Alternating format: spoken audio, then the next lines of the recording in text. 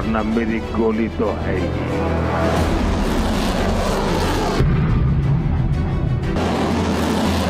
पाकिस्तान को हम लोग सबक सिखा दिया, बांग्लादेश को सबक सिखाने का टाइम आ गया। ध्यान से सुन लीजिए। सनातन को बचाने के लिए जो भी करना पड़ेगा हम लोग वही करेंगे। सभी हिंदू, दुनिया का हिंदू जाग जाओ।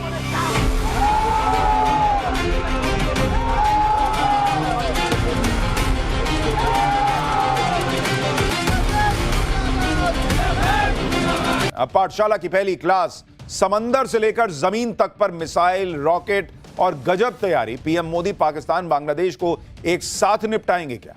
उधर आकाश ब्रह्मोस, इधर आधी रात समंदर में भारत का वो धमाका। शहबाज मुनीर की नींद उड़ गई होगी क्या? पाकिस्तान में धमाके, ट्रंप का बुरा हाल। अब पनौती मुनीर कहां पहुंचा जहां मौत आ गई? रूस के बाद अब अमेरिका ने कट्टरपंथी यूनुस को कैसे हड़का दिया? पर्दे के पीछे पीएम मोदी का कौन सा खेला चालू है? सबसे पहले इसकी बात। पहलगाम में आतंकियों ने धर्म देखकर, सिंदूर देखकर हिंदुओं की जान ली, तो नरेंद्र मोदी ने पाकिस्तान को घर में घुसकर मारा। अब वही गलती बांग्लादेश कर रहा है।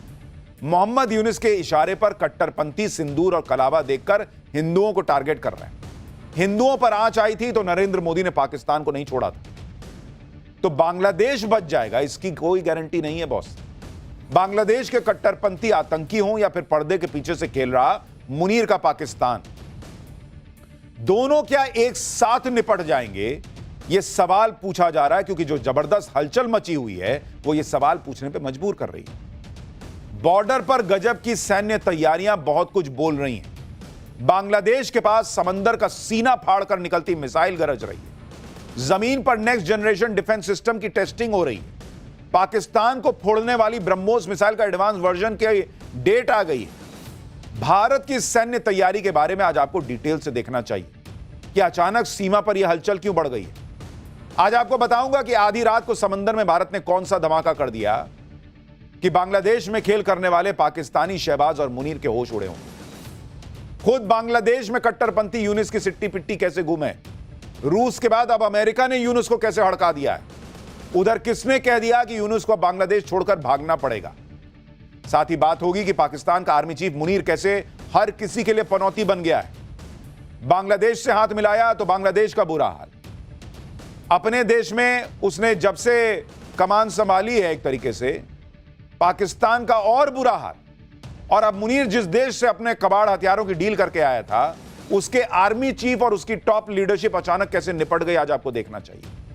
यह पनौती मुनीर किस किस को खाएगा, आज इस पर बात होगी। लेकिन पहले नरेंद्र मोदी क्या तैयारी कर रहे हैं बॉर्डर पर? बांग्लादेश में क्या बवाल मचा है? मुनीर क्यों परेशान है? उसकी एक झलक देखिए।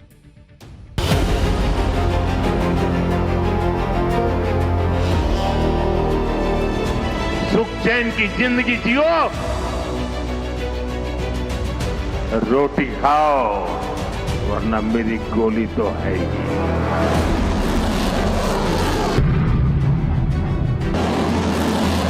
पाकिस्तान को हम लोग सबक सिखा दिया, बांग्लादेश को सबक सिखाने का टाइम आ गया। ध्यान से सुन लीजिए। सनातन को बचाने के लिए जो भी करना पड़ेगा हम लोग वही करेंगे। सभी हिंदू, दुनिया का हिंदू जाग जाओ।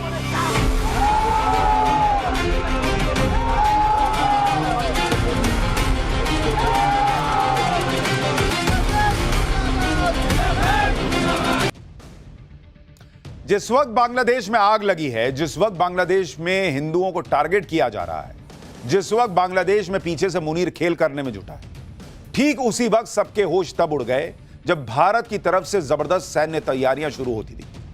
सबसे ज्यादा हड़कंप तो तब मच गया जब भारत ने समंदर में नया धमाका कर दिया। भारत ने बंगाल की खाड़ी में समुद्र से लॉन्च होने वाली बैलिस्टिक मिसाइल का सफल परीक्षण किया है। इसका दूसरा मतलब यह है कि भारत ने अपने दुश्मनों को यह मैसेज दे दिया है कि उसकी मिसाइल धरती, आसमान और समंदर कहीं से आ सकती है। समंदर का सीना फाड़कर गरजती मिसाइल से पाकिस्तान और बांग्लादेश को ज्यादा टेंशन हो रही हो, क्योंकि समंदर में तो भारत की ताकत के आगे पाकिस्तान दूर दूर तक नहीं टिकता बॉस। ऑपरेशन सिंदूर के दौरान भी इंडियन नेवी की ताकत का ट्रेलर ही देखकर पाकिस्तान के जहाज दुबक गए थे। और बांग्लादेश के लिए टेंशन इसलिए ज्यादा होगी क्योंकि इस मिसाइल का टेस्ट बंगाल की खाड़ी से हुआ है। हालांकि इस टेस्ट के बारे में आधिकारिक तौर पर कुछ नहीं कहा जा रहा और डिफेंस एक्सपर्ट के मुताबिक ये K4 SLBM यानी सबमरीन लॉन्च्ड बैलिस्टिक मिसाइल हो सकती है। ऐसा संभव है कि इसे परमाणु शक्ति से लैस पनडुब्बी आईएनएस अरिहंत या अरिघाट से फायर किया गया। K4 का पूरा नाम है कलाम 4, जिसे DRDO ने विकसित किया है। इसकी मारक क्षमता लगभग 3,500 किलोमीटर है, यानी पाकिस्तान और चीन के मेन टारगेट इसकी रेंज में आ सकते हैं। यह टेस्ट भारत की न्यूक्लियर ट्रायड यानी जमीन, हवा और समुद्र से हमला करने की क्षमता को मजबूत करता है। यह टेस्ट भारत की सेकेंड स्ट्राइक की क्षमता को मजबूत करता है। इससे दुश्मन के पहले न्यूक्लियर अटैक के बाद भी जवाबी हमला करने की गारंटी मिल जाती है। यह मिसाइल 2 टन तक परमाणु वॉरहेड ले जा सकती है, यानी इस मिसाइल के सफल परीक्षण से भारत की अटैक और डिफेंस लाइन दोनों और मजबूत हो गई है। न्यूक्लियर हमले के मामले में भारत की नो फर्स्ट यूज की पॉलिसी है। ऐसे में सेकेंड स्ट्राइक की क्षमता से लैस यह मिसाइल पाकिस्तान जैसे आतंकी देश का पक्का इलाज करने के लिए जो परमाणु हमले की वो गीदड़ भभकी देता है, उसका सीधा सीधा जवाब है। यानी अब पनडुब्बी से भी तुमको फोड़ देंगे, यह सीधा मैसेज चला गया है मुनीर को। इस बैलिस्टिक मिसाइल का टेस्ट सुनकर ही दुश्मन का दम निकल सकता है कि इधर भारत ने मिसाइल के टेस्ट के साथ साथ आकाश मिसाइल डिफेंस सिस्टम का भी नया टेस्ट कर दिया। इससे भी दुश्मन बेचैन हो गए कि आखिर भारत यह तैयारी अचानक क्यों कर रहा है। आप तस्वीरें देखिए, भारत ने आकाश मिसाइल डिफेंस सिस्टम के एडवांस वर्जन आकाश नेक्स्ट जनरेशन यानी आकाश एनजी का भी सफल ट्रायल कर दिया है। डीआरडीओ के मुताबिक ट्रायल के दौरान आकाश एनजी ने अलग अलग दूरी और ऊंचाई पर मौजूद हवाई लक्ष्यों को सटीक तरीके से तबाह कर दिया। इसमें सीमा के पास कम ऊंचाई पर उड़ने वाले और लंबी दूरी पर ज्यादा ऊंचाई वाले लक्ष्य भी शामिल थे। भारत अपने स्वदेशी एयर डिफेंस को लगातार अपग्रेड कर रहा है। मतलब जिस पाकिस्तान को लगा होगा कि पिछले बार तो आकाश ने फोड़ दिया था, आकाश की तैयारी करते हैं। यहां क्वेश्चन पेपर में आ जाएगा आकाश एनजी नेक्स्ट जनरेशन। ऑपरेशन सिंदूर के बाद से पीएम मोदी और तेजी से भारत की सैन्य क्षमता को मजबूत करने में लगे हैं, यह साफ दिख रहा है। भारत को और ज्यादा सुरक्षित बनाने के लिए पीएम मोदी मिशन सुदर्शन चक्र पर भी काम कर रहे हैं, जिसके तहत भारत के आसमान पर ऐसी डिफेंस लाइन खड़ी हो जाएगी कि दुश्मन की मिसाइल, ड्रोन सब हवा में ढेर होंगे। जिस आकाश एयर डिफेंस सिस्टम के एडवांस वर्जन का टेस्ट हुआ है, यह वही एयर डिफेंस सिस्टम है जिसने ऑपरेशन सिंदूर में चीन की मिसाइल और टर्की के ड्रोन्स को कबाड़ बना दिया था। अब उसका एडवांस्ड वर्जन आ गया है। पाकिस्तान को आकाश की ताकत पता है और अब तो नरेंद्र मोदी ने आकाश को और घातक वर्जन तैयार करवा दिया है। इस एडवांस वर्जन में क्या क्या है? यह missile defence system fighter jet, cruise missile, drone को 80 किलोमीटर की रेंज में आने पर निशाना बना सकता है। पुराने सिस्टम की रेंज 25 से 30 किलोमीटर थी। आप सोचिए, जब रेंज 25-30 किलोमीटर थी तब पाकिस्तान के ड्रोन भारत को छू नहीं पाए थे। अब रेंज 80 किलोमीटर की है। आकाश नेक्स्ट जनरेशन की सबसे बड़ी खासियत यह है कि यह डिफेंस सिस्टम एक साथ 10 टारगेट को ट्रैक करके एंगेज कर सकता है। इसमें मल्टी फंक्शनल रडार लगे हैं, 120 किलोमीटर तक सर्विलांस की क्षमता है। इसमें dual pulse solid rocket motor का उपयोग किया गया है, जो मिसाइल को ज्यादा ताकत और बेहतर नियंत्रण देता है। आकाश एनजी यानी नेक्स्ट जनरेशन में इस्तेमाल किए गए रडार और कमांड एंड कंट्रोल सिस्टम भी पूरी तरह स्वदेशी है। एक तरफ आकाश दुश्मनों के हमलों को रोकेगा, दूसरी तरफ दुश्मनों की खटिया खड़ी करने के लिए भारत के पास ब्रह्मोस है ही। ब्रह्मोस मिसाइल को लेकर लगातार यह खबरें चल रही हैं कि भारत ब्रह्मोस मिसाइल को भी अपडेट करने में लगा है।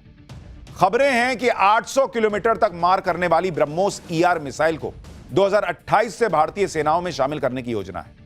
इस समय मिसाइल की लंबी दूरी की टेस्टिंग चल रही है। ब्रह्मोस ईआर मौजूदा ब्रह्मोस सुपरसोनिक क्रूज मिसाइल का अगला और ज्यादा ताकतवर वर्जन है। ब्रह्मोस मिसाइल बनाने वाली एरोस्पेस यूनिट पहले ही 450 किलोमीटर रेंज वाली मिसाइल का उत्पादन शुरू कर चुकी है। अब ब्रह्मोस ईआर के जरिए इसकी रेंज लगभग दोगुनी करने की तैयारी है, जबकि इसकी सुपरसोनिक स्पीड और सटीकता पहले जैसी ही रहेगी। ब्रह्मोस हो या फिर आकाश, इनके साथ सबसे जबरदस्त बात यह है कि इनकी सफलता देखकर दुनिया भर में इनकी डिमांड है। जैसे आप देखिए कि ब्रह्मोस मिसाइल को इंडोनेशिया और वियतनाम जैसे देश खरीदना चाहते हैं। इंडोनेशिया और वियतनाम के साथ ब्रह्मोस की 4000 करोड़ से ज्यादा की डील होने वाली है। पाकिस्तान की पिटाई के बाद ब्रह्मोस को खरीदने के लिए होड़ लगी हुई है और कम से कम 16 देश ऐसे हैं जो अपनी सेना में ब्रह्मोस को शामिल करना चाहते हैं। यूएई, कतर, सऊदी अरब, अर्जेंटीना, ब्राजील, चिली, मलेशिया सब लाइन में लगे हैं बॉस। इसी तरह से आकाश एयर डिफेंस को अर्मीनिया जैसे देश पहले ही खरीद चुके हैं। फिलीपींस भी आकाश एयर डिफेंस खरीदने की डील करने वाला है। ब्राजील, इजिप्ट, वियतनाम, यूएई जैसे देश आकाश को खरीदने में दिलचस्पी दिखा रहे हैं कि भाई मेरे को नहीं देगा, हमको भी तो चाहिए। तो भारत की तूती बोल रही है, भारत के स्वनिर्मित स्वदेशी हथियारों की गूंज है। भारत के हथियारों को खरीदने के लिए कई देश लाइन लगाए हुए हैं। ऑपरेशन सिंदूर में पाकिस्तान के एयरबेस में गड्ढे देखकर ये देश भारत के हथियारों की क्षमता की टेस्टिंग कर चुके हैं। दूसरी तरफ पाकिस्तान का आर्मी चीफ असीम मुनीर, जो युद्ध में पिटने के बाद भी फर्जी जीत का जश्न मना रहा है, अपने हथियारों का फर्जी डंका बजा रहा है। लेकिन पाकिस्तान का मेड इन चाइना हथियारों को खरीदने वाला कोई है ही नहीं, इसलिए मुनीर खुद इन हथियारों को बेचने के लिए निकल जाता है।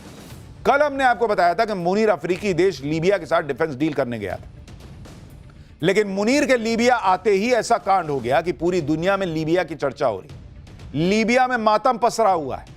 इधर मुनीर के कदम लीबिया में पड़े, या यूं कहिए कि इधर पनौती मुनीर के कदम लीबिया में पड़े, उधर लीबिया पर दुखों का पहाड़ टूट पड़ा। मुनीर लीबिया के लिए ऐसा पनौती साबित हुआ कि लीबिया का आर्मी चीफ ही अचानक मर गया। इधर मुनीर ने लीबिया के साथ अपने कबाड़ हथियारों की डील की, लेकिन मुनीर ऐसा पनौती साबित हो रहा है कि अगले ही दिन लीबिया की पूरी टॉप सैन्य लीडरशिप साफ हो गई। जिस लीबिया में मुनीर हथियार बेचने गया था, उस लीबिया के आर्मी चीफ की प्लेन क्रैश में मौत हो गई। लीबिया के army chief lieutenant general Mohammed Ali Ahmed al Haddad plane crash में मारे गए।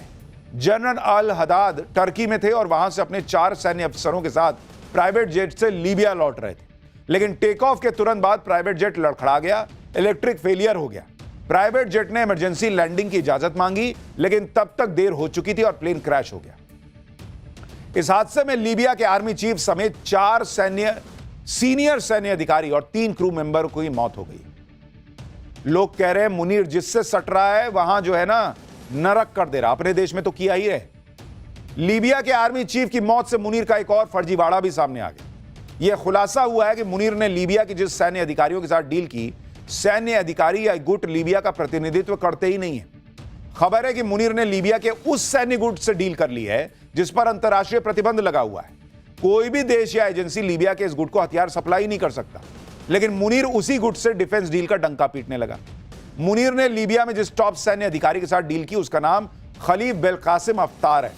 हालांकि जबकि लीबिया के आर्मी चीफ जो विमान हादसे में मारे गए, उनका नाम मोहम्मद अली अहमद अल हद्दाद था। दरअसल लीबिया को अभी 2 गुट कंट्रोल कर रहे हैं। लीबिया के पश्चिम और पूर्वी इलाके में सत्ता का संघर्ष चल रहा है। एक पश्चिमी लीबिया की सरकार है, दूसरी पूर्वी लीबिया में जनरल हफ्तार के नेतृत्व वाली सेना है, जिससे मुनीर ने मुलाकात की थी। पश्चिमी लीबिया की सरकार को ही अंतर्राष्ट्रीय स्तर पर मान्यता प्राप्त है। ज्यादातर देश और यूएन इस सरकार को ही वैध मानते हैं, जबकि मुनीर लीबिया के जिससे डील करके आया है उसे यूएन ने आधिकारिक मान्यता नहीं दी है। यानी मुनीर ने लीबिया जाकर भी अपना फर्जीवाड़ा नहीं छोड़ा। और इसका दूसरा मतलब यह भी है कि अंतर्राष्ट्रीय प्रतिबंधों की वजह से लीबिया के जनरल हफ्तार ने मजबूरी में मुनीर के साथ डील की है, क्योंकि ज्यादातर देश उसे हथियार दे ही नहीं रहे, बेच ही नहीं रहे। लेकिन मुनीर के कदम क्या पड़े लीबिया में मातम पसर गया। भाई मुनीर ऐसा पनौती है कि पहले से ही पाकिस्तान के लिए पनौती साबित हो रहा है। जिस दिन से मुनीर को पाकिस्तान में पावर मिली है, तब से पाकिस्तान के साथ क्या क्या नहीं हो गया, आप याद कीजिए। ऑपरेशन सिंदूर में नरेंद्र मोदी के नए भारत से मार खाया, अफगानिस्तान ने इसको युद्ध में धोया, टीटीपी वाले आए दिन यहां बम फोड़ रहे हैं, बलोचों ने धुआं कर रखा है, इमरान के समर्थकों ने नाक में दम कर रखा है, पाकिस्तान के कई टुकड़े होने की बातें होने लगी। दाने दाने को मोहताज हो गया है पाकिस्तान और लोन के सहारे देश चल रहा है। पूरा पाकिस्तान बिकने की कगार पर पहुंच गया है। कल ही पाकिस्तान ने अपनी सरकारी एयरलाइन बेची है। कौड़ियों के दाम पर पाकिस्तान की कंपनियों की सेल लगी हुई है। सिर्फ 4500 करोड़ रुपए में पाकिस्तान की सरकारी एयरलाइन बिक गई बॉस। और यह सब मुनीर के आने के बाद हुआ है। यानी मुनीर को लेकर जो सोशल मीडिया पे लोग कह रहे हैं कि यही पनौती है पाकिस्तान के लिए भी और दुनिया के लिए भी, वो लोग ऐसे ही नहीं लिख रहे। मुनीर जिससे हाथ मिला दे रहा है उसके साथ कांड हो जाता है। आप देखिए, मुनीर को ट्रंप ने बिरयानी खिलाई थी। आज की डेट में ट्रंप अमेरिका में ऐसा फंस गए हैं कि गद्दी हिली हुई है। एप्स्टीन फाइल्स में ट्रंप का नाम आ रहा है। मुनीर ने बांग्लादेश से हाथ मिलाया। बांग्लादेश आज की डेट में जल रहा है। बांग्लादेश जो एक दौर में उभरती अर्थव्यवस्था बन रहा था, आज कट्टरपंथियों और आतंक की फैक्ट्री बन गया है। बांग्लादेश में कट्टरपंथियों ने ऐसा आतंक फैलाया हुआ है कि फिर हिंदुओं को जिंदा जलाने की कोशिश की गई है। चटगांव जिले में 8 हिंदू परिवारों के घरों पर रात में ताला मार दिया गया और फिर पेट्रोल छिड़क कर आग लगा दी गई। यहां रह रहे हिंदुओं का दावा है कि उनकी किसी से कोई दुश्मनी नहीं, कोई झगड़ा तक नहीं था, सबको घर में बंद कर दिया। लेकिन कट्टरपंथियों का यह खूनी खेल ज्यादा दिन चलने वाला नहीं है, क्योंकि यूनुस और मुनीर खुद ही बांग्लादेश में लगाई आग में जलेंगे। जिस उस्मान हादी की हत्या के बाद पूरा बांग्लादेश जल उठा, उस उस्मान हादी की हत्या का ठीकरा भारत पर फोड़कर मुनीर एक तरीके से बांग्लादेश को सुलगा रहा था। उस उस्मान हादी के भाई ने साफ साफ कह दिया है कि हादी की हत्या किसी बाहरी ताकत ने नहीं, यूनुस सरकार के इशारे पर हुई है। हादी के भाई उस्मान ने दावा किया है कि हादी बांग्लादेश में जल्द से जल्द चुनाव चाहता था। यूनुस सरकार में बैठे लोग इसके लिए तैयार नहीं थे। हादी ने उनके फरमान को ना कह दिया, इसलिए उसकी हत्या करवा दी गई। यह सब बांग्लादेश में चुनाव टालने की साजिश है, जो हम आपसे पाठशाला में पहले ही कह रहे थे कि ये मुनीर चाहता है कि ये कट्टरपंथियों के हाथ में सरकार रहे, और इसलिए वो जो है वो ये सब कर रहा है। इधर हादी के समर्थकों ने यूनुस की टेंशन बढ़ा दी है, उधर यूनुस पर अंतर्राष्ट्रीय दबाव बढ़ता जा रहा है। चुनाव को लेकर अमेरिका ने भी मोहम्मद यूनुस को टाइट किया है। दक्षिण और मध्य एशिया के लिए अमेरिकी विशेष दूत सर्जियो गोर ने मोहम्मद यूनुस से बात की है। यूनुस ने अमेरिका को भरोसा दिया है कि चुनाव टाइम पर होंगे। उधर कई अमेरिकी सांसदों ने चिट्ठी लिखकर मोहम्मद यूनुस पर सवाल उठा दिए हैं। अमेरिकी सांसदों ने बांग्लादेश के चुनाव में शेख हसीना की पार्टी आवामी लीग पर लगे बैन पर सवाल उठाए कि भाई इतनी महत्वपूर्ण पार्टी को बैन कर दिए, कौन बात का चुनाव करा रहे हो फिर? यानी यूनुस एक्सपोज होता जा रहा है। जो लोग कह रहे हैं ना कि यहां हिंदुओं ने प्रदर्शन कर दिया, क्या ही हो गया बॉस? वो प्रदर्शन दुनिया भर को संदेश जा रहा है, हेडलाइंस बन रही हैं, खबरें बन रही हैं, और जब दुनिया देख रही है कि कैसे हिंदू हिंदू के लिए खड़ा हो रहा है, आवाज उठ रही है, तो वो आवाज यूनुस के कान तक पहुंचाई जाती है कि क्या कर रहे हो भाई, ये क्या तमाशा कर रखा है। हर तरफ से गिरने के बाद मोहम्मद यूनुस अब बैकफुट पर है। मोहम्मद यूनुस अब भारत से अच्छे संबंधों की बात करने लगा है। यूनुस की अंतरिम सरकार अब दीपू दास के परिवार की देखरेख का जिम्मा उठाने की बात कर रही है। यूनुस प्रशासन की तरफ से कहा गया है कि अब सरकार दीपू दास के परिवार की पूरी जिम्मेदारी उठाएगी, जिसमें आर्थिक मदद भी शामिल है। मंगलवार को बांग्लादेश के शिक्षा सलाहकार सीआर अबरार ने दीपू दास के परिवार से मुलाकात की और इस हत्या पर दुख जताया। लेकिन मोहम्मद यूनुस की सरकार के आंसू फर्जी है, क्योंकि अभी तक दीपू दास की बेरहमी से हत्या के मामले में सिर्फ 12 लोग पकड़े गए, और तुमको अब समझ में आ रहा है कि दीपू दास की हत्या हो गई तो जो है हम तुम्हारा देखरेख करेंगे। इतने दिन में तुमको नहीं समझ में आ रहा था? दीपू दास की हत्या 18 दिसंबर को हुई है। हत्या के 5 दिन बाद यूनुस सरकार ने उसके परिवार की सुध ली। 5 दिन सो रहे थे तुम। इंटरनेशनल प्रेशर बढ़ने लगा, यहां भारत ने पर्दे के पीछे से मामला टाइट किया तो कह रहा कि ना हम दीपू दास की चिंता कर रहे हैं, और बाकी जो हंगामा चल रहा है उसका क्या? इतनी चिंता है तो मोहम्मद यूनुस को खुद परिवार से जाके मिल लेना चाहिए था। नोबेल का शांति पुरस्कार लिए बैठे हो ना, घर से निकलने में दिक्कत होती है, ठंड में घुटने जम गए हैं। मोहम्मद यूनुस को अभी पाकिस्तान अच्छा लग रहा है, वो पाकिस्तान के साथ भाईचारा बढ़ा रहा है। लेकिन मैं तो बांग्लादेश के बाकी लोगों से पूछता हूं कि यही पाकिस्तान से बच के तुम निकले तब बांग्लादेश बना, भारत की मदद से बना। सब भूल गए कट्टरपंथ के आगे कि किसकी वजह से तुम आज जो है वो खुली हवा में सांस ले रहे हो। लेकिन दिक्कत यह है कि भिखारी पाकिस्तान के साथ से बांग्लादेश को कुछ हासिल होगा नहीं। एक भिखारी दूसरे देश की क्या मदद करेगा? देश चलाने के लिए पैसा, अनाज सब चाहिए होता है। पाकिस्तान के पास है क्या? खुद के लोगों को खिला नहीं पा रहा, बांग्लादेश को क्या देगा? इसलिए मुनीर के चक्कर में मोदी से भिड़ने वाला यूनुस अब पेट भरने के लिए भारत की तरफ देख रहा है। खबर है कि बांग्लादेश भारत से चावल खरीदना चाहता है। पहले बांग्लादेश को लग रहा था कि वो पाकिस्तान से चावल खरीद लेगा, भारत के बिना काम चल जाएगा। लेकिन बांग्लादेश कह रहा है कि भारत का चावल सस्ता है, जबकि दोस्ती की आड़ में पाकिस्तान बांग्लादेश को महंगा चावल चिपका रहा है। बांग्लादेश की मीडिया के मुताबिक बांग्लादेश $355 प्रति टन के रेट से भारत से 50,000 टन चावल खरीदना चाहता है, जबकि पाकिस्तान बांग्लादेश को $395 प्रति टन की रेट से चावल देगा। यानी बांग्लादेश को भारत से डील करने में ज्यादा फायदा दिख रहा है, पैसे बच रहे हैं। इसी बीच मोहम्मद यूनुस की सरकार के आर्थिक सलाहकार सलाहुद्दीन अहमद ने कह दिया है कि मोहम्मद यूनुस भारत के साथ रिश्तों को सुधारने के लिए कदम उठा रहे हैं। यह खबर ऐसे वक्त में आई है जब रूस ने 2 दिन पहले ही बांग्लादेश को हड़काया था कि भारत के साथ रिश्ते सुधार लो। अब बांग्लादेश की सरकार यह तर्क दे रही है कि ट्रेड पॉलिसी राजनीति के मुताबिक नहीं चलती। अगर भारत से चावल खरीदना सस्ता पड़ेगा तो भारत से खरीदेंगे। बांग्लादेश के आर्थिक सलाहकार अब कह रहे हैं कि उन्हें भारत के साथ कोई कड़वाहट नहीं चाहिए, और अगर कोई बाहरी ताकत दिक्कत क्रिएट कर रही है तो ये दोनों देशों के भले में नहीं है। तो बाहरी ताकत कौन है? तुम ही ना बताओगे जी। तुम्हारे यहां तमाशा चल रहा है, तुम ना बताओगे कि तुम क्यों नहीं रोक पा रहे हो किसके इन्फ्लुएंस में आके।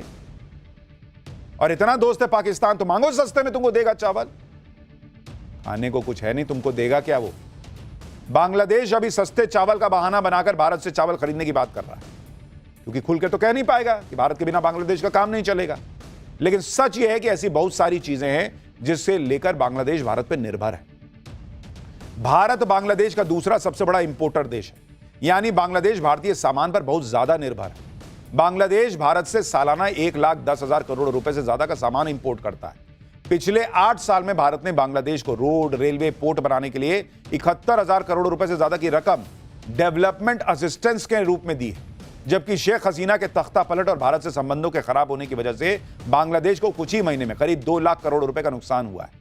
बांग्लादेश की इकोनॉमी की रीढ़ की हड्डी टेक्सटाइल इंडस्ट्री है और बांग्लादेश अपने कुल कॉटन इंपोर्ट का करीब 35% हिस्सा भारत से लेता है। बांग्लादेश का चीनी का 33% हिस्सा भारत से आता है। प्याज और आलू का सबसे बड़ा एक्सपोर्टर भारत है। बांग्लादेश का 91% पानी भारत से आता है। 30% फार्मास्यूटिकल इंग्रेडिएंट भारत देता है। 15% बिजली भारत देता है। यानी खाने पीने के मामले में बांग्लादेश भारत पे बहुत हद तक निर्भर है। अब भारत से बढ़कर बांग्लादेश ने बड़ी गलती की है, क्योंकि भिखारी पाकिस्तान जब अपना पेट नहीं भर पा रहा, अपना पेट भरने के लिए अपने संस्थान बेच रहा है, तब आईएमएफ से लोन मिलेगा। वो तुमको क्या देगा यार? लेकिन कट्टरपंथ ऐसी चीज है बॉस, एकदम से रॉकेट की तरह सनक जो है वो दिमाग तक पहुंचती है और ये मोहम्मद यूनुस ये सब करने लगता है। लेकिन अब इसको समझ में आया कि अमेरिका वाले रगड़ रहे हैं, पुतिन उधर से हड़का रहे हैं, सब भारत के साथ खड़े हो रहे हैं।